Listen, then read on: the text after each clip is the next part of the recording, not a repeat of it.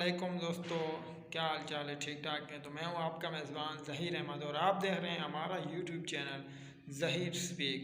دوستو، اگر آپ کو ویڈیو اچھے لگے تو چینل سبسکرائب کرنا، ویڈیو لائک کرنا نہ بھولیے گا۔ بہت ہی اہم ٹاپک پر ویڈیو آپ کے ساتھ شیئر کرنے والے ہیں، تو ویڈیو لازمی دیکھیں۔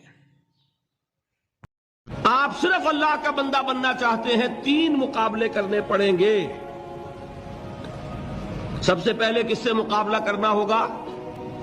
اپنے نفس سے۔